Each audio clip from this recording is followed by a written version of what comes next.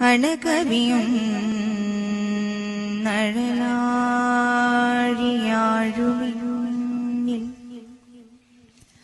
പ്രണയമുദിച്ചു കവിഞ്ഞു പാരവശ്യാൽ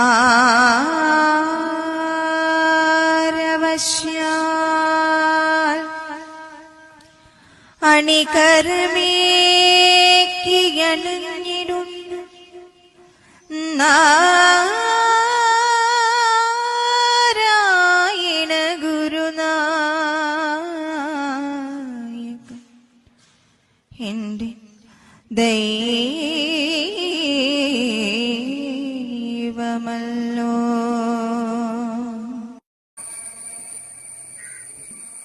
ഓം ഭിക്ഷാന്യ വിഭക്ത്രേ നമഃ.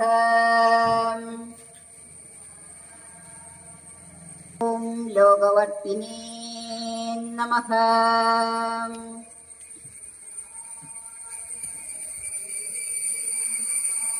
ഓം വിപരീതഗതിഹന്ത്രേ നമഃ.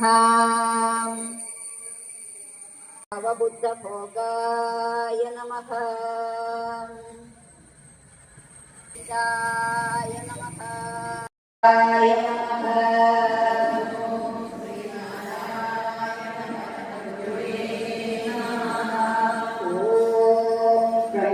സജ്ജനായ നമഃ.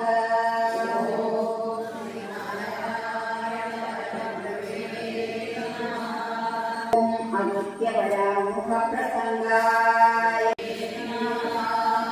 ഓം ഭക്തവത്സലായ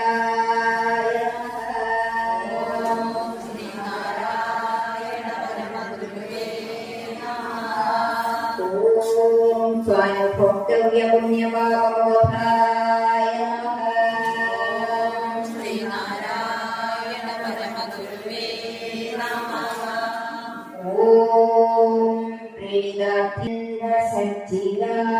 സച്ചിദാനന്ദ സ്വരൂപായ നമഃ.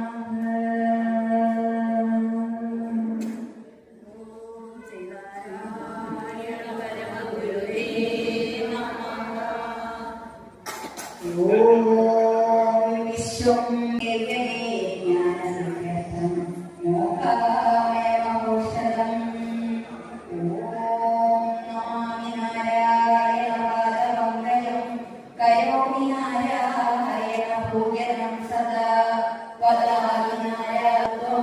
മമ ദേവദേവ ഓം അന്യഥാ ശരണം നാസ്തി ത്വമേവ ശരണം കുരു. ശ്രീ ഗുരവേ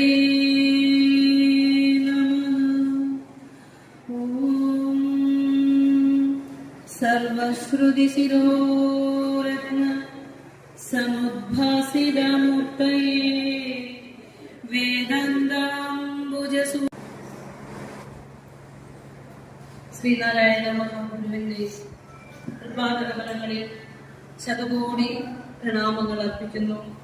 കുറുമ്പന്തറ 2283 നമ്പർ SNDP ശാഖായോഗത്തിന്റെ ഭാരവാഹികളെ, മറ്റ് പോഷക സംഘടനകളുടെ എല്ലാം ഭാരവാഹികളെ,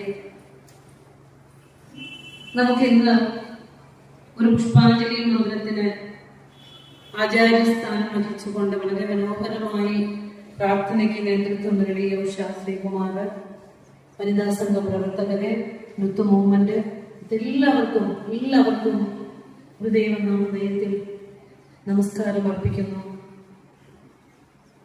ഇന്ന് ഗുരുവിന്റെ 171ാമത് ജയന്തി, ഗുരുവിന്റെ ഷഷ്ടിപൂർത്തി വേളയില് ഗുരുസ്തവം രചിച്ച് ഗുരുവിന്റെ പാദങ്ങളിൽ സമർപ്പിച്ചുകൊണ്ട് പാടി. ആരായുവിൽ അന്ധത്വമൊഴിച്ചാതിമഹസിൻ നേരാം വഴി കാട്ടും ഗുരുവല്ലോ പരദേവം. ആഹാബഹുലക്ഷം ജനമങ്ങേ തിരുനാമ വ്യാഹാരബലത്താൽ വിജയിപ്പൂ ഗുരുമൂർത്തേ. അല്ലയോ ഭഗവാനെ, ബഹുലക്ഷം ജനങ്ങൾ, അതായത് അന്ധവിശ്വാസങ്ങളും അനാചാരങ്ങളും കൊണ്ട് നിറഞ്ഞ ഒരു സമൂഹത്തിനെ ഉദ്ധരിക്കുന്നതിന് വേണ്ടി അന്ധത്വം മാറ്റി ആത്മീയ വെളിച്ചം വീശുന്നതിന് വേണ്ടി അവതരിച്ച മഹാഗുരുവേ, ആ കാലഘട്ടത്തിൽ ബഹുലക്ഷം ജനങ്ങൾ അങ്ങയെ ആലാപന ചെയ്തിരുന്നു. അങ്ങയുടെ പേരുച്ചരിക്കുന്നത് കൊണ്ട് പോലും പരമസത്യത്തിലേക്ക് ഉയർന്നിരുന്നത് ജനതയെ ബഹുലക്ഷം എന്ന ആശംസ സംബോധന ചെയ്തപ്പോൾ 1916 സംബോധന ചെയ്തപ്പോൾ 1928 ഗുരുവിന്റെ മഹാസമാധി കഴിഞ്ഞപ്പോൾ സഹോദരൻ അയ്യപ്പൻ പാടി തവ വിയോഗാത്തി പരിതപ്ത ഭവ കൃതകപുത്രരാ അനേക ലക്ഷങ്ങൾ ഒഴുകും കണ്ണീരാലുതകം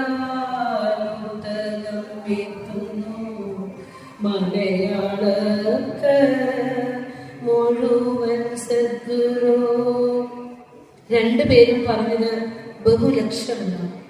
ഇന്ന് ശ്രീനാരായണ ഗുരുദേവ ദർശനം സപ്തസാഗരങ്ങളും കടന്ന് ലോകം മുഴുവൻ പ്രകാശിച്ചു നിൽക്കുന്ന ഒരു സാഹചര്യത്തിൽ നാം 171ാമത് ജയന്തി ആഘോഷിക്കുമ്പോൾ ആ ബഹുലക്ഷം ഇന്ന് ശതകോടിയായി മാറിയിരിക്കുന്നു.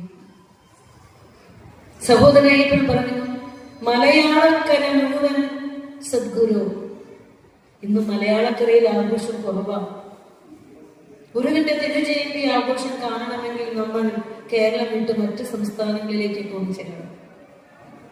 നിറഞ്ഞ മനസ്സോടെ, നിറഞ്ഞ ഭക്തിയോടെ ഗുരുവിനെ സ്വീകരിക്കുന്ന ജനതയെ എങ്ങും നമുക്ക് കാണാൻ സാധിക്കുന്നു. ഗുരുവിന്റെ ഓരോ തിരുജയന്തി ദിനത്തിലും ഗുരുവിനെ തൊട്ടറിഞ്ഞ് ഗുരുവിനോടൊപ്പം ജീവിതത്തിന്റെ മുഴുവൻ ഭാഗവും കഴിച്ചു കൂട്ടിയ ഗുരുവിന്റെ ഗൃഹസ്ഥ ശിഷ്യരിൽ പ്രധാനിയായ ശ്രീ കുമാരനാശാൻ ഓരോ ജയന്തി ദിനവും വിവേകോദയം മാസികയിൽ കൃത്യമായി രേഖപ്പെടുത്തി വെച്ചിട്ടുണ്ട്. അതില് 51ാമത്തെ തിരുനാളിനാണ് സ്വാമി തിരുനാൾ വഞ്ചിപ്പാട്ട് രചിക്കുന്നത്. നമ്മളെല്ലാവരും പാടുന്നതാണ്. ഞാനിവിടെ വരുമ്പോൾ തന്നെ വളരെ മനോഹരമായിട്ട് ഗുരുദേവ കൃതികൾ ഇങ്ങനെ മുഴങ്ങി കേൾക്കുന്നത് കേട്ടപ്പോൾ വളരെ സന്തോഷം തോന്നി. ആശാൻ പാടി സ്വാമി തിരുനാൾ വഞ്ചിപ്പാട്ട് രൂപത്തിൽ ഗുരുവിനെ സ്തുതിച്ചുകൊണ്ട് 51ാമത്തെ പിറന്നാളിനെ എഴുതിയതാണ്. വരുവിൻ സഹോദരരെ വരുവിനിന്നു നാമെല്ലാം ഒരു കൊല്ലം കാത്ത സ്വാമി തിരുനാളല്ലോ.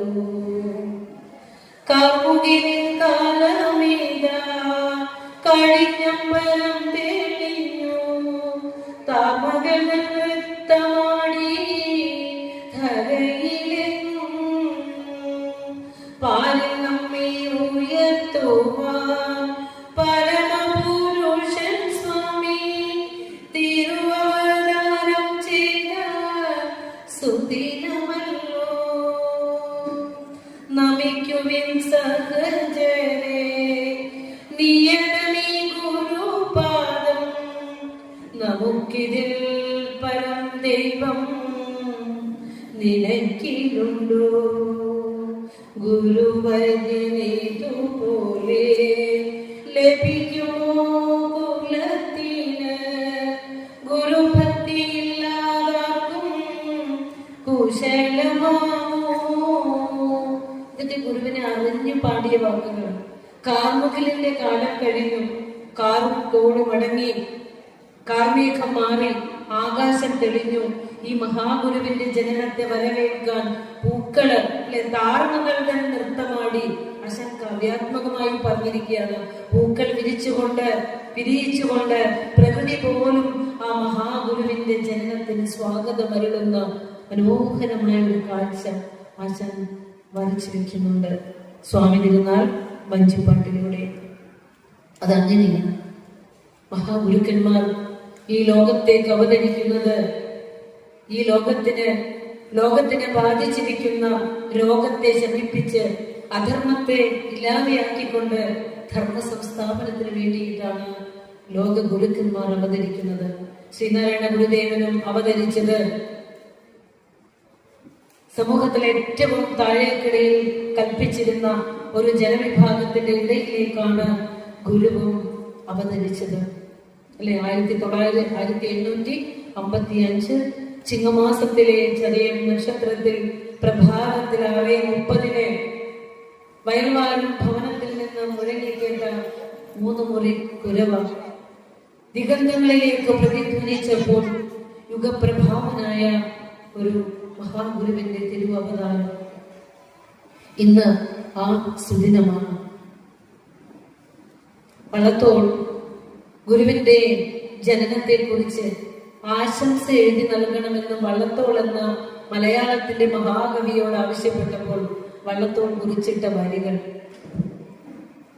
പാലിൽ ധർമ്മമുയർത്തുവാൻ യദുകുലേ പണ്ടെന്ന പോൽ ഈഴവന്മാരിൽ സ്വാമി പിറന്ന മാസമാണിതിലാണേവർക്കും ഓണോത്സവം. ഗോപാലകനായ ശ്രീകൃഷ്ണൻ യാദവ കുലത്തിലേക്കാണ് ജനിച്ചത്. OBC അല്ലെ, ഏറ്റവും അധകൃത കുലത്തിലേക്കാണ് ജനിച്ചത്. അതും ചിങ്ങമാസത്തിലാണ്. ചിങ്ങമാസത്തിലാണ് ശ്രീകൃഷ്ണന്റെയും ജനനത്തെ. അടുത്ത ആഴ്ച നമ്മൾ ശ്രീകൃഷ്ണ ജയന്തി ആഘോഷിക്കുന്നു. ഈ മഹാഗുരുക്കന്മാരൊക്കെ ഈ ലോകത്തേക്ക് അവതരിക്കുന്നത് ദിവ്യമായ പുണ്യമായ നക്ഷത്രത്തിലാണ്. അതാണ് ചതയം. ചിങ്ങമാസത്തിന് ഒത്തിരി പ്രത്യേകതകളുണ്ട്. ചട്ടമ്പി സ്വാമികളാണെങ്കിലും പിന്നെ മഹാത്മാ അയ്യങ്കാളിയാണെങ്കിലും ഒക്കെ ജനിച്ചു വീണത് ചിങ്ങമാസത്തിലേക്ക്.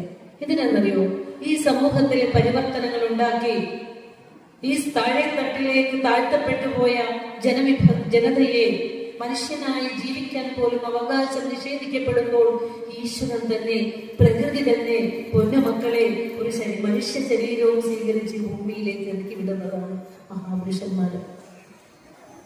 അവരൊക്കെ ജനിച്ചിരിക്കുന്നത് ചിങ്ങമാസത്തിലാണ്. ഒരു പ്രത്യേകതയാണ്. അപ്പോൾ ഇവിടെ വള്ളത്തോട് പറയുകയാണ്, നമ്മൾ കേരളീയർ ഓണം ആഘോഷിക്കേണ്ടത് ഈ കേരളം ഇതുവരെ ഭരിച്ചിട്ടില്ലാത്ത വെറും ഐതിഹ്യം മാത്രമായ മഹാബലി കേരളം ഇതുവരെ ഭരിച്ചിട്ടില്ല. ആ മഹാബലിയുടെ ആ ഒരു സ്മരണാർത്ഥമുള്ള ഒരു ഓർമ്മയ്ക്ക് വേണ്ടി നമ്മൾ ഓണം ആഘോഷിക്കുമ്പോൾ കേരളീയർ ഓണം ആഘോഷിക്കേണ്ടത് അതിനല്ല, സ്വാമി പിറന്ന മാസമായതുകൊണ്ടാണ്. ചിങ്ങമാസത്തിലെ ചതയ നാളില് സ്വാമി പിറന്നത് കൊണ്ടാണ്. അത് ഈഴവർ ആഘോഷിക്കണമെന്നല്ല പറഞ്ഞു. മലയാളികൾ ഒന്നടങ്കം ഈ സ്വാമിയുടെ തിരുനാൾ കൊണ്ടാണ് ഓണം ആഘോഷിക്കേണ്ടത് എന്ന് വള്ളത്തോൾ പറഞ്ഞു വെച്ചു. എന്തിനാ സ്വാമി പിറന്നതെന്ന് പറഞ്ഞു? പാലിൽ ധർമ്മം ഉയർത്തുവാൻ. ധർമ്മസ്യ ഗ്ലാനിർഭവതി ഭാരത അഭ്യുത്ഥാനമധർമ്മസ്യ തദാത്മാനം സജാമ്യം. സാക്ഷാൽ ജഗദീശ്വരൻ തന്നെ പറഞ്ഞിരിക്കുകയാണ്, ധർമ്മം താഴ്ന്നു പോകുമ്പോൾ, അധർമ്മം ഉണ്ടാകുമ്പോൾ അതിനെ നശിപ്പിക്കുന്നതിന് വേണ്ടി ഏറ്റവും താഴേക്കിടയിൽ നിന്നാണ് അവതാരങ്ങൾ ഉണ്ടാകുന്നത്. അപ്പോൾ പാലിൽ ധർമ്മം ഉയർത്തുവാൻ യദുകുലത്തിലേക്ക് ഗോപാലകൻ വന്നതുപോലെ ഈഴവകുലത്തിലേക്ക്, താഴ്ത്തപ്പെട്ട പതിക്കപ്പെട്ട ഒരു കുലത്തിലേക്ക് സ്വാമി പിറന്നത് മാസമായത് കൊണ്ടാണ് ഓണം ആഘോഷിക്കേണ്ടത്. എന്നത് മനസ്സിലായോ? നമ്മളൊക്കെ എന്ത് ചെയ്യും? തിരുവോണ ഊണൊക്കെ കഴിഞ്ഞ് വളരെ ഭംഗിയായിട്ട് ആഘോഷിച്ച് ചതയാവുമ്പോൾ എല്ലാം ഒക്കെ തേച്ച് കഴുകിയൊക്കെ വെച്ച് നേരെ ബന്ധു വീട്ടിലേക്കൊക്കെ അങ്ങോട്ട് പോകും അല്ലേ? അപ്പൊ നമ്മൾ ഇതൊക്കെ കുറിച്ചിടണം. കേരളീയർ ഓണം ആഘോഷിക്കേണ്ടത് മഹാഗുരുവിന്റെ തിരുപ്പിറവി കൊണ്ടാണ്, തിരുജനനം കൊണ്ടാണെന്ന് നമ്മളെ ഓർമ്മിപ്പിച്ചു കവികൾ. അങ്ങനെയുള്ള ഗുരുക്കന്മാർ ഈ ലോകത്തേക്ക് അവതരിക്കുന്നത് അനേകം വർഷങ്ങൾ കഴിയുമ്പോഴാണ്. ഇനി 1000 വർഷം കഴിയണം ഇതുപോലെ ഒരു മഹാപുരുഷൻ ഈ ലോകത്തേക്ക് അവതാരം കൈക്കൊള്ളണമെങ്കിൽ, അല്ലെ? നോക്കൂ, ശ്രീശങ്കര ഭഗവത്പാദർ ഈ ലോകത്തേക്ക് അവതരിച്ചത് 1500 വർഷം കഴിഞ്ഞു. അതിനുശേഷമാണ് ആ ധർമ്മത്തെ ഉദ്ധരിക്കുന്നതിന് വേണ്ടി മഹാഗുരു ഈ മലയാളക്കരയിലേക്ക് അവതരിച്ചിരിക്കുന്നത്. ദൈവത്തിന്റെ സ്വന്തം നാടെന്ന് കേരളത്തെ പറയുന്നത് എന്തുകൊണ്ടാണ്? ഈ മഹാപുരുഷന്മാരെല്ലാം ദൈവസ്വരൂപികളായിട്ട് ഇവിടെ വന്നിട്ടാണ്. പക്ഷെ നമ്മൾ അവരെ ഒന്നും വേണ്ട പോലെ സ്വീകരിക്കാനോ അറിയാനോ പഠിക്കുവാനോ നമ്മൾ ശ്രമിച്ചിട്ടില്ല എന്നുള്ളതാണ്. അതുകൊണ്ടാണ് പറയുന്നത്, പെരുത്ത നൂറ്റാണ്ടിടയ്ക്കൊരുക്കിനി മരുപ്പറമ്പാമുലകത്തിലീശ്വരൻ ഒരുറ്റ വൃക്ഷത്തെ നടുന്നു പന്തലായി വരുന്നവർക്കായി തണൽമുറ്റമേകുവാൻ. ഗുരു ആരാണെന്ന് സംശയമുള്ളവര് ശ്രദ്ധയോടെ കേൾക്കുക. വള്ളത്തോളിന്റെ തന്നെ വാക്കാണ്. പെരുത്ത നൂറ്റാണ്ടുകൾ കഴിയുമ്പോൾ, ആയിരക്കണക്കിന് വർഷങ്ങൾ കഴിയുമ്പോൾ ഈ ലോകത്തേക്ക്, മരുപ്പറമ്പായി മാറുന്ന ലോകത്തേക്ക്, സത്യം നഷ്ടപ്പെട്ട് ഇരുളാർന്ന ഈ ലോകത്തേക്ക് ഒരു ഈടുറ്റ വൻമരത്തെ ജഗദീശ്വരൻ നടും. അങ്ങനെ നൂറ്റാണ്ടിന്റെ മധ്യത്തിൽ നട്ട വൻമരമാണ് ശ്രീനാരായണ ഗുരുദേവൻ. നമ്മളൊക്കെ പാമ്പരാണ്, വഴിപോക്കരാണ്. ഒരു കുടുംബത്തിൽ അച്ഛനും അമ്മയും മക്കളും ഒക്കെ ആയിട്ട് എത്ര കാലം? വളരെ കുറച്ച് കാലം. ആ കൂട്ടായ്മ ഒന്ന് ശ്രദ്ധിച്ചറിയാം. പല സമയങ്ങളായി നമ്മളോട് ചേർന്നവർ അവരുടെ കുടുംബത്തിൽ ഇരിക്കുന്നവരല്ലേ? അച്ഛൻ വന്നതും അമ്മ വന്നതും മക്കൾ വന്നതും മരുമക്കൾ വന്നതൊക്കെ പല സമയങ്ങളിലാണ്. ഇവര് പിരിഞ്ഞു പോകുന്നതും പല സമയത്താണ്. അല്പകാലം മാത്രമുള്ള ഈ പെരുവഴി അമ്പലത്തിൽ ഒന്നിച്ചുകൂടിയിരുന്ന് പല സമയങ്ങളിൽ യാത്ര പറയേണ്ടവരാണ് നമ്മൾ ഓരോരുത്തരും. ആ ഒരു ചിന്ത മറക്കാതിരിക്കണം. അപ്പൊ ഇനിയും ഈ പെരുവഴി അമ്പലത്തിലേക്ക് വാടിത്തളർന്ന മനസ്സുമായി സത്യം ഇരുളാർന്ന് നിൽക്കുമ്പോൾ പതികരായി ഇനിയും വരും. അവിടേക്ക് വൻമരമായി ഗുരുവെന്ന ചൈതന്യം ഉണ്ടാകും. ഗുരുവിന്റെ ദർശനം താങ്ങായി തണലായി ഈ ലോകം ഉള്ളിടത്തോളം കാലം ഉണ്ടാവും. ഈ ജന്മത്തിൽ ഗുരുവിനെ പഠിക്കാൻ സാധിച്ചില്ലെങ്കിൽ, അറിയാൻ സാധിച്ചില്ലെങ്കിൽ, ഇനിയൊരു ജന്മമുണ്ടെങ്കിൽ ഭഗവാനെ അങ്ങയെ അറിയാനും പഠിക്കാനുമായി എനിക്ക് ജന്മം തരണേ എന്ന് ഈ ഗുരുവിനോട് തന്നെ നമുക്ക് പ്രാർത്ഥിക്കാനുമുണ്ട്. അപ്പോൾ ഇത്രയും ഞാൻ പറഞ്ഞത് ഗുരുവെന്ന ദിവ്യ സ്വരൂപത്തിന്റെ അവതാരത്തിന്റെ മഹത്വത്തെ കുറിച്ച് ഒന്ന് സൂചിപ്പിക്കാനും കവിവചനങ്ങൾ ഒന്ന് ശ്രദ്ധയിൽപ്പെടുത്താനും കൂടിയാണ്. ഇനിയിപ്പോ നിങ്ങൾ ഇത്രയും നേരം ചൊല്ലി ഗുരു പുഷ്പാഞ്ജലി മന്ത്രം ചൊല്ലി ഓരോ മന്ത്രങ്ങളുടെയും ഉള്ളിലൂടെ ഒന്ന് സഞ്ചരിക്കുകയായിരുന്നു. അത് കേട്ടപ്പോ അതിൽ നിങ്ങൾ ചൊല്ലി സംസാര രോഗ പിശചേ നമ, ഓം സംസാര രോഗ പിശചേ നമ. ഇവിടെ എല്ലാവരും ചൊല്ലുന്നത് കേട്ടു. ഓം ശ്രീനാരായണ പരമഗുരുവേ നമ എന്നാണ് ചൊല്ലിയത്. നമ്മൾ ഇപ്പൊ അത് തിരുത്തണം. ഗുരു എന്ന ശബ്ദത്തിന്റെ ചതുർത്ഥി വിഭക്തിയാണ് ഗുരവേ. നമശബ്ദം ചേരുമ്പോൾ ഗുരു എന്ന് പറയില്ല. അവിടെ ഗുരുവിനായിക്കൊണ്ട് എന്നുള്ള അർത്ഥം കിട്ടണമെങ്കിൽ ഗുരവേ നമ എന്ന് പറയണം കേട്ടോ. കറക്റ്റ് ചെയ്യണം. നമശബ്ദം എവിടെ ചേർക്കുന്നോ അവിടെയൊക്കെ ആയിക്കൊണ്ട് എന്നുള്ള അർത്ഥമാണ്. ചതുർത്ഥി വിഭക്തിയാണ്. ഗുരവേ നമഃ എന്ന് തന്നെ ചൊല്ലണം. ഇനി ഒരിക്കലും ഗുരുവേ എന്ന് നമസ്കാരത്തോട് ചേർത്ത് പറയും. സംസാര ലോക പിശചേ നമ എന്ന് നിങ്ങൾ ചൊല്ലി എന്താ എന്റെ അർത്ഥം എന്നറിയോ? ഇല്ല, അറിയണോ? ഈ ലോകത്തിന്റെ രോഗത്തെ ചികിത്സിക്കാനായി എത്തിയ ഗുരുവിനായിക്കൊണ്ട് നമസ്കാരം എന്നാ പറഞ്ഞേ. ചതയം എന്ന വാക്കിന്റെ അർത്ഥം എന്താണെന്നറിയോ? ചതയം, സംസ്കൃതത്തിൽ ചതയം എന്ന വാക്കിന് ശതഭിഷക്, 100 വൈദ്യന്മാർ അല്ലെങ്കിൽ 100 ദിവ്യ നക്ഷത്രങ്ങൾ എന്നാണ് അർത്ഥം. അപ്പോൾ ആലോചിച്ച് നോക്കൂ, 100 ദിവ്യ നക്ഷത്രങ്ങളെ പോലെ നക്ഷത്ര ശോഭയാർന്ന ഈ മണ്ണിന്റെ കണ്ണീരൊപ്പാനായിട്ട്, ഈ ലോകത്തിന്റെ രോഗത്തെ ചികിത്സിക്കാനായിട്ട് കരയാതെ ജനിച്ച തങ്കംകുടം പൊൻകുഞ്ഞ് പൊന്നു തമ്പുരാൻ ശ്രീനാരായണ ഗുരുദേവൻ അല്ലെ? ആ ഗുരുവിന്റെ തിരുജയന്തിയിൽ നമ്മളെല്ലാം വളരെ ആഘോഷഭരിതരായിട്ട് സന്തോഷഭരിതരായിട്ട് നമ്മൾ ആഘോഷിക്കുകയാണ്. ആ സന്തോഷം നമ്മുടെ ഹൃദയങ്ങളിലേക്കും മനസ്സുകളിലേക്കും കുടുംബങ്ങളിലേക്കും സമാജത്തിലേക്കും ഒക്കെ നമുക്ക് ഭഗവാന്റെ അനുഗ്രഹം തെളിഞ്ഞു കിട്ടണം. അപ്പൊ പറയാണ്, സംസാര രോഗത്തിന് വൈദ്യനായിട്ടുള്ള ഗുരുവേ അങ്ങേക്ക് നമസ്കാരം.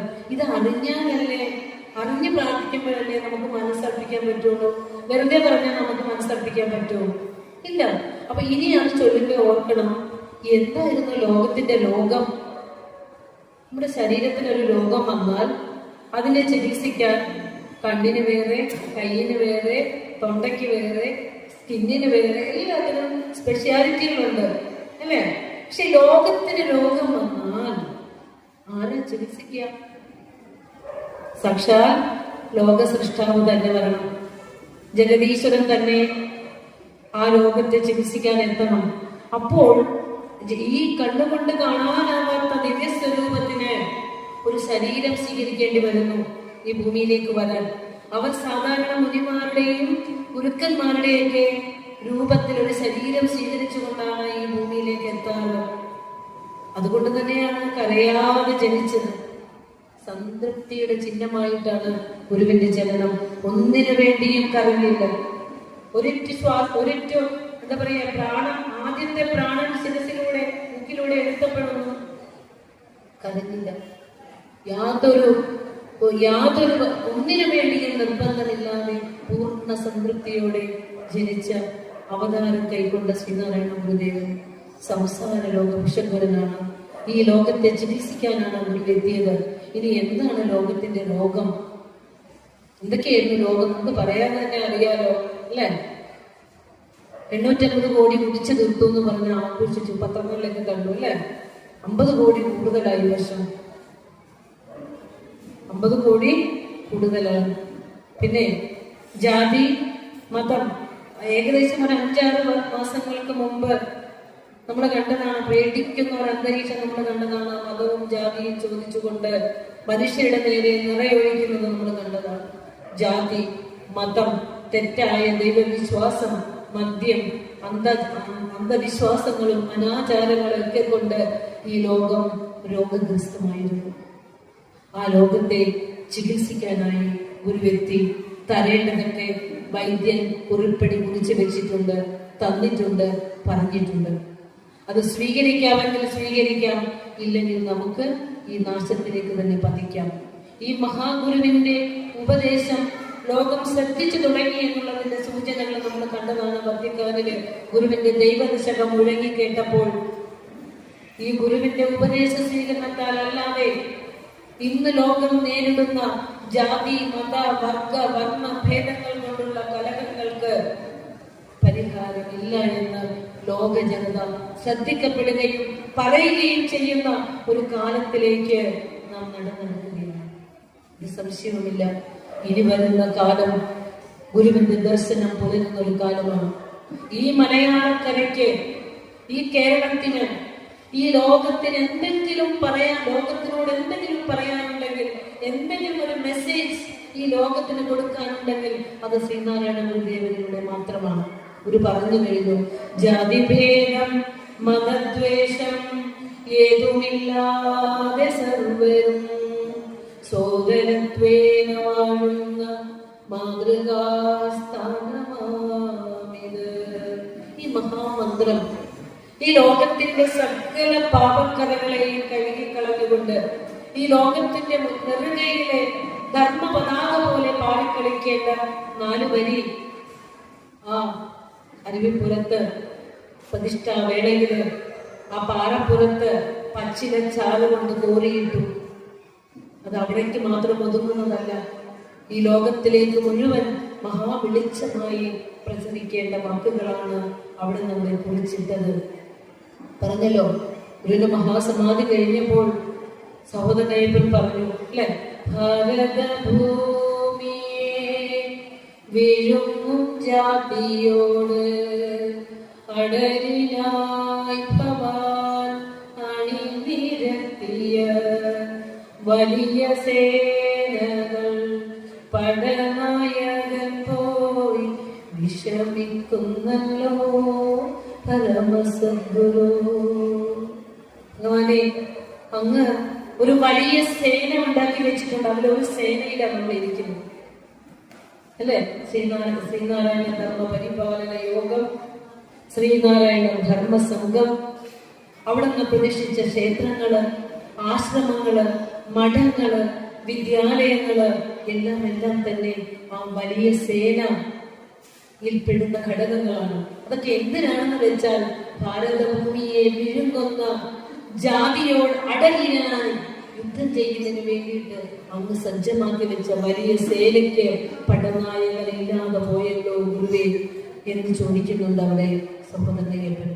അപ്പൊ നമ്മൾ ഓരോരുത്തർക്കും അവിടെ നിന്ന് കൊളുത്തി വെച്ച ആ ദീപത്തെ പ്രോജ്വലിപ്പിക്കുന്നതിന് നമുക്ക് ഓരോരുത്തർക്കും അതിനുള്ള കടമകളുണ്ട്, കർത്തവ്യങ്ങളുണ്ട്. അപ്പോൾ ഈ ലോകത്തെ ബാധിച്ചിരിക്കുന്ന രോഗം എന്താണെന്ന് ചോദിച്ചപ്പോൾ ഏറ്റവും പ്രധാനപ്പെട്ടത് ദൈവവിശ്വാസ സ്ഥിതിയിലുള്ള തെറ്റായ ധാരണയാണ്. അത് പറയുമ്പോൾ പലർക്കും ഒന്ന് നെറ്റിച്ചുളിയും. കാരണം ഗുരുവിന്റെ 2 കൃതികളുടെ 100 വർഷം ആഘോഷിക്കുന്നത് ശ്രീനാരായണ ധർമ്മവും ഹോമമന്ത്രവും. നമ്മൾ അറിഞ്ഞായിരുന്നു അത് 100 വർഷം അറിഞ്ഞിട്ടില്ല നമ്മളല്ലേ, അങ്ങനെ വളരെ സത്യസന്ധമായ പറഞ്ഞു അറിഞ്ഞിട്ടില്ല അല്ല. അപ്പോ നമ്മൾ അതുകൊണ്ടൊന്ന് പറഞ്ഞു പോകുന്നതാണ്. നമ്മളൊക്കെ പഠിക്കണം, അറിയണം, അറിവിലേക്ക് വരണം. ഭഗവാൻ നമ്മുടെ ഉള്ളിലെ ഇരുട്ട് മാറ്റാൻ വേണ്ടിയാ നമ്മളിങ്ങനെ പുഷ്പാഞ്ജലിയൊക്കെ ചൊല്ലി ആ ഏഴകളായിട്ട് സർവ്വസമർപ്പിച്ചുകൊണ്ട് ഈ തിരുസന്നിധിയിൽ നമ്മൾ ഇരിക്കുന്നത് ഈ ഇരുട്ട് മാറ്റാൻ വേണ്ടിയിട്ടാണ്.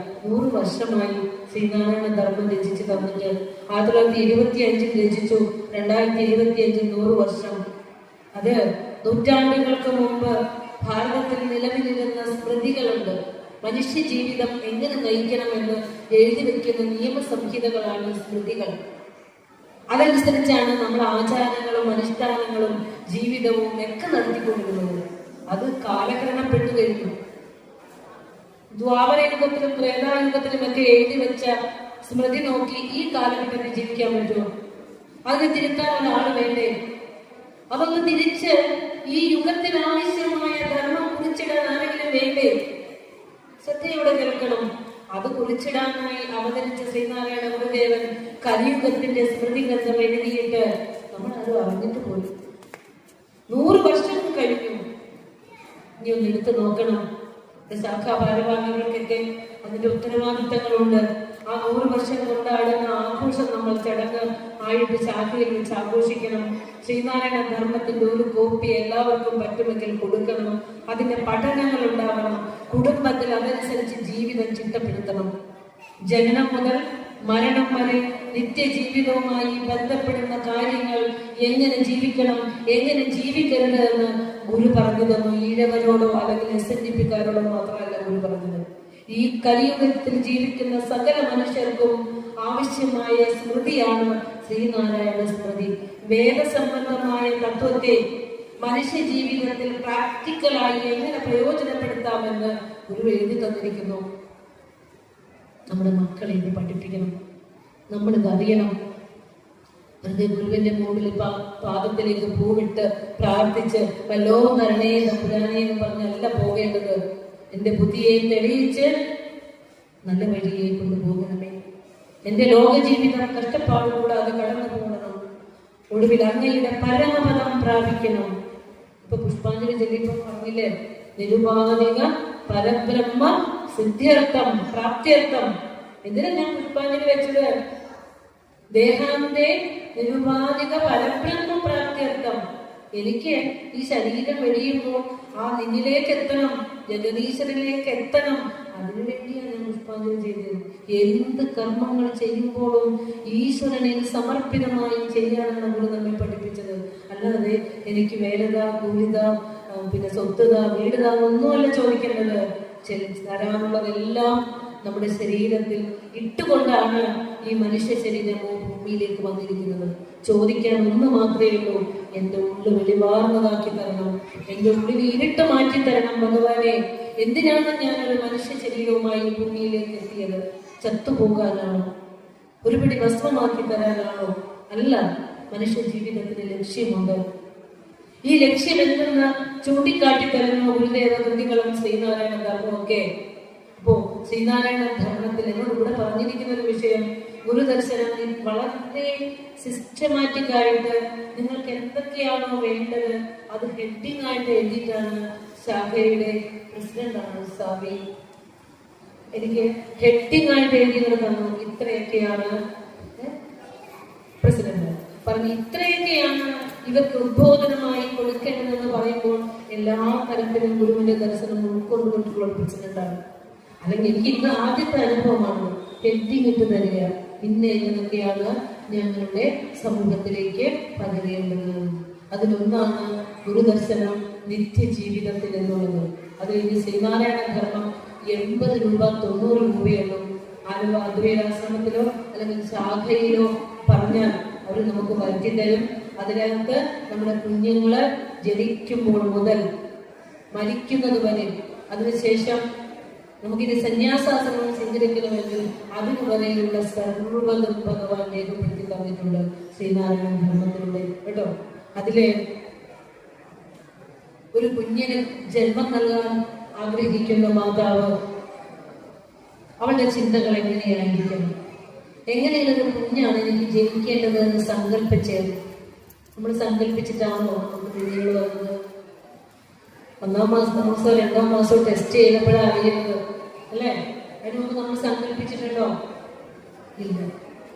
ഗുരു പറയുന്നു, എന്താണോ നമ്മളുടെ സങ്കല്പം അതാണ് സഫലമാകേണ്ടത്.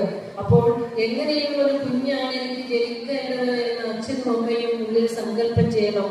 അയ്യോ ഇതെന്റെ വയറ്റിലേക്ക് ഒന്ന് ജനിച്ചു പോയല്ലോ എന്നല്ല വിചാരിക്കും. എനിക്കിപ്പോ വേണ്ടായിരുന്നു, അങ്ങനെ നമ്മുടെ പെൺകുട്ടികളൊക്കെ ഇപ്പൊ വിചാരിക്കുന്നത് അല്ലെ? അങ്ങനെയല്ല വിചാരിക്കേണ്ടത്. അതൊക്കെ നമ്മൾ കുഞ്ഞുങ്ങൾ അറിയണമെങ്കിൽ ശ്രീനാരായണ ധർമ്മത്തിലൂടെയൊക്കെ കുഞ്ഞുങ്ങളെ കടത്തിവിടണം.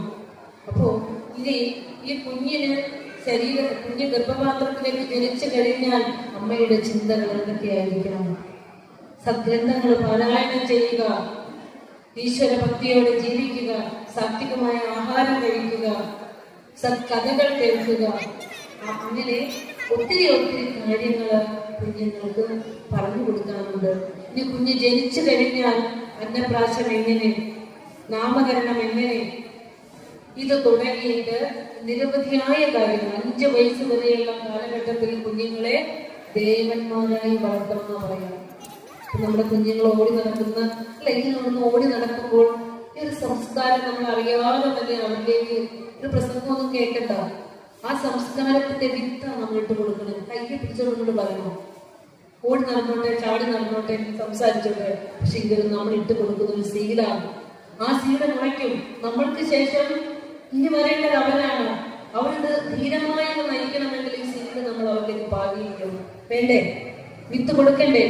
വേണം. അപ്പൊ 5 വയസ്സ് വരെ ദേവനായി വളർത്തണം എന്ന് പറയും. 5 വയസ്സിനുള്ളിലാണ് ഒരു കുഞ്ഞിന്റെ ക്യാരക്ടർ മോൾഡിങ് തുടങ്ങുന്നത്. 2 കുഞ്ഞുങ്ങളായിട്ട് അമ്മ വന്നിരിപ്പുണ്ട്, വഴിയിലൊക്കെ ഇരുത്തിക്കൊണ്ട് അല്ലെ? ചില കുഞ്ഞ് കേൾക്കുന്നില്ല, അങ്ങോട്ടൊക്കെ ഇരുന്നാലും ആ അമ്മ കൊടുക്കുന്ന പാഠം എന്താണെന്നറിയോ? പഠിപ്പിച്ചതിന് ഒരു ഇത്തിരിയൊക്കെ വിദ്യാഭ്യാസം കൊടുത്തു കഴിഞ്ഞാൽ പിന്നെ ആ അമ്മ കുഞ്ഞിന്റെ പുറകെ നടക്കണ്ട. കാരണം എന്താണെന്നറിയോ? അവന്റെ വഴി തിരഞ്ഞെടുക്കാനുള്ള സന്മാർഗത്തിലൂടെ നടത്തുന്നതാണ് കാണുന്നത്. അതുപോലെ അച്ഛനൊരു മകനെ കൈ പിടിച്ചുകൊണ്ട് നിങ്ങൾ ഇരുത്തുക. നമ്മൾ വിളിച്ചാൽ നമ്മളുടെ മക്കൾ വരണമെങ്കിൽ നമ്മൾ ഭാഗ്യവാന്മാരായിരിക്കണം, പുണ്യവാന്മാരായിരിക്കണം. ഇല്ലാത്തവർ വിളിച്ചാൽ വരില്ല അല്ലെ? സത്യമല്ലേ? ഞാൻ സമ്മതിക്കുന്ന കാര്യമാണ്. അപ്പൊ അങ്ങനെ അവരുടെ മക്കൾ വരുന്നുണ്ടെങ്കിൽ, ഇരിക്കുന്നുണ്ടെങ്കിൽ ഈശ്വരൻ ഓരോന്ന് നിശ്ചയിച്ചിട്ടുണ്ട്. ആ കുഞ്ഞിന്റെ ചെവിയിലേക്ക് അത് കേൾക്കണമെന്ന് വിധി നിശ്ചയിച്ചിട്ടുണ്ട്. അതുകൊണ്ടാണ്. അല്ലെങ്കിൽ അവിടെ ഇരിക്കാൻ പുഷ്പാഞ്ജലി മണ്ഡലത്തിലേക്ക് അവരുടെ ഭംഗിയായിട്ട് കുഞ്ഞ് ചെയ്യുന്നുണ്ടായിരുന്നു, ഇരുന്നിട്ട് ഇതൊക്കെ ഇട്ട് കൊടുക്കുകയാണ്. അല്ലാതെ തന്നെ അത് ചെയ്യുമ്പോഴേ ഇത് ചെയ്യുമ്പോഴേ എന്ന് പറയുകയല്ല. ആ അച്ഛൻ അവിടെ വന്നിരുന്ന് അതിൽ പങ്കെടുത്ത് മകനെ അതിൽ പങ്കാളിയാക്കുമ്പോൾ അച്ഛൻ എന്ത് ചെയ്യുന്നു അതാ പഠിക്കുന്നത്. അച്ഛൻ എന്ത് പറയുന്നു എന്നുള്ളതാണ്. അച്ഛൻ എന്ത് ചെയ്യുന്നു, അമ്മ എന്ത് ചെയ്യുന്നു, അല്ലേ? ശരിയല്ലേ?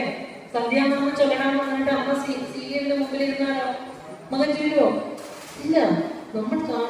നമ്മുടെ പ്രവൃത്തിയാണ് നമ്മുടെ മക്കൾ പഠിക്കുന്നത്, നമ്മുടെ വാക്കുകളല്ല. എന്ന് നമ്മൾ അറിയേണ്ടത്. അപ്പോൾ 5 വയസ്സ് വരെ മക്കളെ പഠിപ്പിക്കുമ്പോൾ ശ്രദ്ധിക്കുക. അവർക്ക് നല്ല വാക്ക്, നല്ല സദ്വിചാരങ്ങൾ മനസ്സിലേക്ക് കൊടുക്കുക. ഭക്തി പഠിപ്പിക്കാം. അതുപോലെ തന്നെ മുതിർന്നവരെ ബഹുമാനിക്കാൻ പഠിപ്പിക്കാം. ശുചിത്വത്തോടെ നടക്കാൻ പഠിപ്പിക്കാം. സാത്വിക ആഹാരം കഴിക്കാൻ പഠിപ്പിക്കാം. ഇതൊക്കെ ക്യാരക്ടർ മോൾഡിങ്ങിന്റെ സമയമാണ് 5 വയസ്സ് വരെ. ഇതൊക്കെ ശ്രീനാരായണ ധർമ്മത്തിലൂടെ കൃത്യമായി ഗുരു പറഞ്ഞു വെച്ചിട്ടുണ്ട്. ഇനി വിവാഹത്തിന്റെ സമയം 5 പൊരുത്തങ്ങൾ ഗുരു പറഞ്ഞു തന്നിട്ടുണ്ട്. 5 പൊരുത്തങ്ങൾ അറിയോ? ഏതാണ്? ഗുരു നമ്മളോട് 5 പൊരുത്തം മാത്രം നോക്കിയാൽ മതി. ഈ 5 പൊരുത്തം നോക്കിയാൽ വിവാഹ ജീവിതത്തിൽ സുദൃഢ ശൃംഖലാന്ന് പറഞ്ഞു. അതായത് നല്ല കട്ടിയുള്ള ശൃംഖലയായിരിക്കും അവരുടെ ജീവിത ബന്ധം. ഈ 5 പൊരുത്തം നോക്കിയാൽ നമുക്കറിയാം എന്തൊക്കെയാണ് 5 പൊരുത്തങ്ങള്. അറിയാവുന്ന ആരെങ്കിലുണ്ടോ? ശ്രീനാഥ ധർമ്മത്തിൽ ഗുരു പറഞ്ഞിരിക്കുന്ന 5 പൊരുത്തം. അപ്പോ നമ്മുടെ ഇതൊക്കെ ഇങ്ങനെ ഇരിക്കുള്ളൂ. ഒരു ബൈബിൾ എടുത്ത് നിങ്ങളുടെ മക്കളെ ഈ ഒരിക്കൽ ഞാനൊന്ന് ചോദിച്ചു, ഒരു ക്ലാസിന്റെ ഇടയിൽ ഇങ്ങനെ ചോദിച്ചപ്പോൾ പറയാണ്, സൃഷ്ടിയെ കുറിച്ച് ഈശ്വരൻ എന്താ പറഞ്ഞിരിക്കണെന്ന് ചോദിച്ചപ്പോൾ ഒരു ക്രൈസ്തവ വിശ്വാസി കുട്ടി എഴുന്നേറ്റ് പറയാണ്, ദൈവം മണ്ണ് കൊണ്ട് മനുഷ്യനെ ഉണ്ടാക്കിയിട്ട് മൂക്കിലൂടെ ഊതി പ്രാണം കൊടുത്തു. ബൈബിൾ വചനം. അവരുടെ റിലീജിയസ് ബുക്സ്, അവരുടെ മതഗ്രന്ഥങ്ങള് പഠിപ്പിച്ചിട്ടുണ്ട്. എല്ലാവരും അവരവരുടേതായ ആ ഒരു നിയമസംഹിതയ്ക്കകത്ത് നിന്നുകൊണ്ട് ജീവിക്കാൻ ആവശ്യമായ സദ്വിചാരങ്ങൾ വളരെ ചെറിയ പ്രായത്തിലെ മക്കൾക്ക് പകർന്നു കൊടുത്തുകൊണ്ടാണ് കടന്നു പോകുന്നത്. ഒരു ഇസ്ലാം സഹോദരിയോട് കഴിഞ്ഞ ദിവസം സംസാരിച്ചപ്പോൾ അവർ പറയാണ്, വളരെ ചെറിയ പ്രായത്തിലെ ഞങ്ങളുടെ മക്കളെ ഞങ്ങൾ റിലീജിയസ് പഠനമുണ്ട്. മക്കളുടെ എന്താ പറയാ, അച്ഛന്റെയും അമ്മയുടെയും കാൽച്ചുവട്ടിലാണ് മക്കളുടെ സ്ഥാനം. അപ്പോ അച്ഛനെയും അമ്മയെയും സംരക്ഷിക്കണമെന്ന് വലിയ പാഠം അവിടെ കൊടുക്കുന്നുണ്ടല്ലേ? ഉണ്ട്. അപ്പോ നമ്മളാണ് ഒന്നും അറിയാതെ ഒന്നും പഠിക്കാതെ എന്തെങ്കിലും മുണ്ടും ഉറങ്ങിയും ഗുരു പറഞ്ഞ പോലെ ഉണരണം, ഇനി ഉറങ്ങണം, ഭുജിച്ചിടണം വസനം, അല്ലെ? ഇങ്ങനെ കടന്നു പോകുന്നവര് സാധാരണ എന്താ പറയാ, ഒത്തും അറിയാതെ ജീവിക്കുന്നത് നമ്മുടെയൊക്കെ പോലെയുള്ള മനുഷ്യരാണ്. അതുകൊണ്ട് ഗുരുവിനെ അറിഞ്ഞു വളരുന്ന ഒരു തലമുറ ഉണ്ടായി വരണം. അപ്പോൾ ഞാൻ പറഞ്ഞു വന്നത് 5 പൊരുത്തങ്ങൾ: വിദ്യാഭ്യാസം, വിത്തം, സമ്പത്ത്. അതായത് വിദ്യാഭ്യാസം ഇല്ലാത്ത ഒരാളെ കൊണ്ട് നന്നായി വിദ്യാഭ്യാസം ഒരു പെൺകുട്ടിയെ വിവാഹം ചെയ്ത് കൊടുക്കരുത് എന്ന് പറഞ്ഞിരിക്കുന്നു, അല്ലെ? ഇപ്പം വിത്തം, ധനസ്ഥിതി, അത്യാവശ്യം ചോറൊക്കെ കഴിയും, 2 നേരമൊക്കെ ആഹാരം കഴിക്കാനുള്ള വീട്ടിലെ ഒരു കുട്ടിയെ ദരിദ്രമായ ഒരു കുടുംബത്തിലേക്ക് കല്യാണം കഴിച്ചു കൊടുക്കുമ്പോൾ ആ കുട്ടി ഒത്തിരി വിഷമിക്കും, അല്ലെ? ധനസ്ഥിതി അല്പമെങ്കിലേക്ക് നോക്കണം, ഇല്ലേ അമ്മേ? അല്ലെ? വിത്തം, വയസ്സ്, 22 വയസ്സുള്ള കുട്ടിയെ 40 വയസ്സുകാരനെ കെട്ടിച്ചു കൊടുക്കരുത്. ഒരു പിതാവിനെ പോലെ, അല്ലെ? മാതാവിനെ പോലെ മനസ്സിൽ കരുണ, ജനങ്ങളെ പോലെ ക്ഷേമചിന്ത. ഒരു അച്ഛൻ മക്കൾക്ക് എന്തൊക്കെയാണോ വേണ്ടത് അതെല്ലാം ആലോചിച്ച് കുറിച്ചു വെച്ചിട്ടുണ്ട്. മക്കളൊക്കെ സ്വീകരിച്ചില്ലെങ്കിൽ എന്ത് ചെയ്യാൻ പറ്റും, അല്ലെ? മക്കൾക്ക് വേണ്ട, ഈ പിതാവിനെയും വേണ്ട, പിതാവ് എഴുതി വെച്ചതും വേണ്ട. അതാണ് ആ ഒരു സ്ഥിതിയിലാണ് നമ്മളുടെ അവസ്ഥ ഇപ്പോ. അതൊക്കെ മാറണം. ഓരോ ജയന്തി കഴിയുമ്പോഴും കുമാരനാശാൻ പറഞ്ഞ പോലെ ഗുരുവിനെ അറിയുന്നതിൽ നമ്മൾ എത്രത്തോളം മുന്നോട്ട് പോയിട്ടുണ്ട് എന്ന് ചിന്തിക്കണം. ഇനി ഞാൻ മുന്നോട്ട് പോയിട്ടില്ലെങ്കിൽ അതിനുള്ള അടുത്ത സ്റ്റെപ്പ് വയ്ക്കാനുള്ള പരിപാടികൾ നമ്മൾ നമ്മുടെ ജീവിതത്തിൽ തുടക്കം കുറിക്കണം. ഓരോ ജയന്തിയും മഹാസമാധി കഴിയും. അതാണ് നമ്മൾ ചെയ്യേണ്ടത്. അപ്പോ വിദ്യാഭ്യാസം, വിത്തം, വയസ്സ്, ശീലം, സ്വഭാവം. ഒരമ്മ കുഞ്ഞിനെ ക്ഷേത്രത്തിൽ കൊണ്ടുപോയി പഠിപ്പിച്ചു, നാമം ചെല്ലാൻ പഠിപ്പിച്ചു, വ്രതം എടുക്കാൻ പഠിപ്പിച്ചു, ഇതെല്ലാം പഠിപ്പിച്ചു വെച്ചിരിക്കുന്ന ഒരു കുഞ്ഞിനെ രാവിലെ വിളക്ക് പോലും കത്തിക്കാത്ത ഒരു കുടുംബത്തിലേക്ക് നമ്മൾ വിവാഹം ചെയ്ത് വിടുമ്പോ ആ കുഞ്ഞ് അവിടെ ചെല്ലുമ്പോൾ വിഷമിക്കുകയല്ലേ, അല്ലേ? അപ്പൊ സ്വഭാവം, അതുപോലെ തന്നെ നല്ല സ്വഭാവമുള്ള ഒരു കുട്ടിക്ക് ആ ഉള്ള സത്സ്വഭാവിയായ ഒരുവിനെ തന്നെ തിരഞ്ഞെടുക്കണം. അത് ഗുരുകുലത്തിൽ നിന്ന് തന്നെ കിട്ടുമെങ്കിൽ ശ്രേഷ്ഠമെന്ന് ഗുരു പറഞ്ഞു വെച്ചിട്ടുണ്ട്. പിന്നെ അടുത്തതാണ് വിദ്യാവിത്ത വയോരൂപം, സൗന്ദര്യം. സൗന്ദര്യത്തിന്റെ കാര്യത്തിൽ മനസ്സിന്റെ സൗന്ദര്യമാണ് നോക്കേണ്ടത്. ഗുരു പറയാണ്, വിവാഹത്തിന് തീരുമാനം എടുക്കുമ്പോൾ പണ്ടൊക്കെ വധു കല്യാണം കഴിക്കാനായിട്ട് വരൻ എത്തുമ്പോഴായിരിക്കും വരനെ കാണുന്നത്. അപ്പൊ ചിലപ്പോ മുടി നരച്ചാലോ വയസ്സ് 50-60 ആയിട്ടുണ്ടാവും, അല്ലേ? പക്ഷെ ഗുരു പറയാണ്, ഒരു വിവാഹത്തിന് നിശ്ചയിച്ചാൽ വരനെയും വധുവിനെയും പൊതുസ്ഥലത്ത് കണ്ട് പരസ്പരം സംസാരിക്കാനുള്ള അവസരം ഒരുക്കണമെന്ന് പറഞ്ഞ് ഗുരു പറഞ്ഞു വെച്ചു. എന്തൊക്കെ പറഞ്ഞു വെച്ചത് നോക്കിയേ ഭഗവാൻ, അല്ലേ? നമുക്ക് വേണ്ടതെല്ലാം ഗുരു നമുക്ക് തന്നിട്ടുണ്ട്. അങ്ങനെ 5 പൊരുത്തങ്ങളാണ് ശ്രീനാരായണ ധർമ്മത്തിൽ ഒരു വിവാഹത്തിന് വേണ്ടതായിട്ട് ഗുരു പറഞ്ഞു വെച്ചിരിക്കുന്നത്. അപ്പോൾ നിത്യജീവിതവുമായി ബന്ധപ്പെട്ട കാര്യങ്ങൾക്ക് ശ്രീനാരായണ ധർമ്മത്തിലൂടെ നാം കടന്നു പോകേണ്ടതുണ്ട്. ഇനി ഗുരു ആരാണ് എന്നൊരു ചോദ്യം ചോദിക്കുമ്പോൾ ഒത്തിരി നമ്മൾ പഠിക്കാറുണ്ട്, ഒത്തിരി നമ്മൾ അറിയാറുണ്ട്. അതിന് നമ്മൾ ഗുരുവിന്റെ കൃതികളിലേക്ക് കടക്കണം. 4 വരി കവിത ധർമ്മത്തെ കുറിച്ച് ഗുരു എഴുതി വെച്ചിട്ടുണ്ട്.